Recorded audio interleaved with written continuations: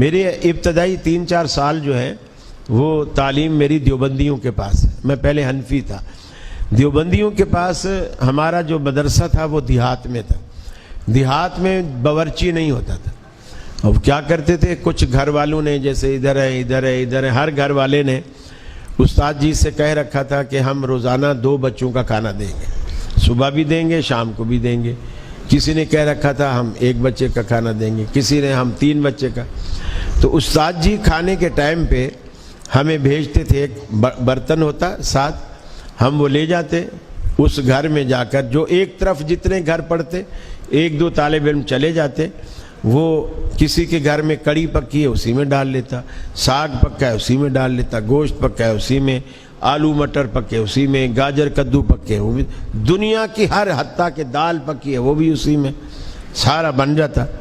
اب جب استاد جی کے پاس ہم آتے, ان کے پاس اور بڑا پتیلا ہوتا تھا, تو وہ چھوٹے پتیلے جہاں جہاں سے بھی آتے جاتے اس بڑے میں ڈالتے جاتے, پھر اس میں ایک چمچ چلاتے, ایک عجیب مرغوبہ سا ایک بن جاتا, لیکن کھانے میں بد ذائقہ نہیں ہوتا تھا.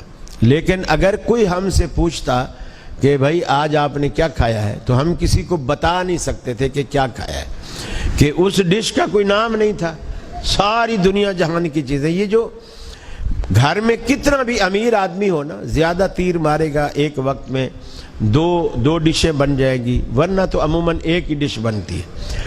لیکن یہ جو مولویوں کی گردنیں موٹی اور توندیں بڑی ہوتی ہیں, اس کا راز ہی یہی ہے کہ یہ اتنے گھر کی اتنی ورائٹیاں جب مل کے وہ روزانہ لے گا تو ظاہر بات ہے بٹن بھی تنگ پڑے گا, کپڑے بھی ہر سال جو ہے سلائی دوبارہ کروانی پڑے گی, بڑھوانا پڑے گا. اب ہم یہ دعا کرتے تھے کہ یا اللہ کوئی ایسی جگہ کوئی دعوت بھیج جو ہمیں بھلے دال کھلائے لیکن ایک چیز کھلائے, یہ مکسر نہ ہو, ایک چیز ہو. اور وہ دعوت جب ہمیں ملتی تھی جب کسی کے ہاں فوتگی ہوتی تھی. فوتگی ہوتی, وہ استاد جی کے پاس آتا, جی 15 طالب علم بھیج دو, درود شریف کا ختم ہے, ہماری نانی مر گئی ہے, اس کے ایصال ثواب کے لیے. اب وہ ہم سفید ایک چادر گھر والے بچھا دیتے, ہم چلے جاتے, گٹھلیاں ہوتی, وہ کہتے تھے کہ 1.25 لاکھ ہے, ہم نے آج تک گنی نہیں ہے, تھیلی اچھی خاصی بھری بھی ہوتی تھی, کھجور کی گٹھلیاں, ہم کندھے پہ ڈالتے, ہم چل پڑتے, وہاں جا کے سفید کپڑے پر بچھا دیتے. اب وہ گھر والے بھی ہمارے ساتھ پڑھنے بیٹھ جاتے. اب ہم بے ایمانی بھی نہیں کر سکتے, اب گھر والا بیچ میں بیٹھا ہوا ہے. پھر ہم گھر والے کو اٹھانے کے لیے کہتے تھے کہ بھی یار پانی وانی تو لا, اتنی دیر ہوگی, پیاس لگی ہے. یقین مانیے میں آپ کو بالکل سچی بات بتا رہا ہوں, جیسے وہ اٹھ کے گھر جاتا نا, ہم وہ جو ایک گٹھلی اٹھا رہے تھے نا, اللہم صلی علی محمد, ہم ایسے چلو بھرتے, اللہم صلی علی محمد, اللہم صلی علی محمد. اب اس کے پانی لانے تک وہ ساری گٹھلیاں پڑی جا چکی, وہ بھی حیران. پھر ہمارے ساتھ جو ایک آدھ استاد ہوتا یا بڑا کوئی ساتھی ہوتا, وہ کہتا بھئی اب بچوں نے ماشاءاللہ بڑی ہمت کی, اب کھانا وانا لگاؤ, ہمارا دوپہر کی کلاس کا ٹائم بھی ہونے والا ہے, مدرسے جائیں گے. اب وہ کھانا کھلاتے. اب ظاہر بات ہے وہ آلو گوشت, عموماً آلو گوشت ایسا کھلاتے, ہمیں بڑا مزہ آتا.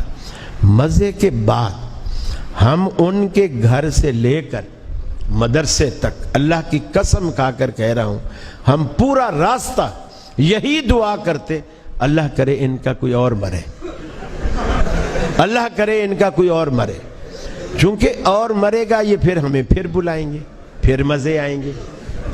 تو آپ دیکھو شریعت نے چور بازاری کے سارے راستے بند کر دیے. یہ سزا سنت کو چھوڑنے کی ہے اور بدعت کو اپنانے کی ہے.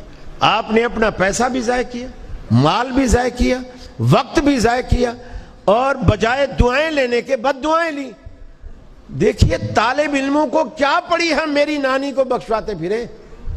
طالب علموں کو کیا پڑی ہے, نانی میری ہے بخشوائیں گے, وہ کیوں بخشوائیں گے, ان کو تو روٹی چاہیے اور بوٹی چاہیے, بس ساتھ یہ 2 چیزیں چاہیے.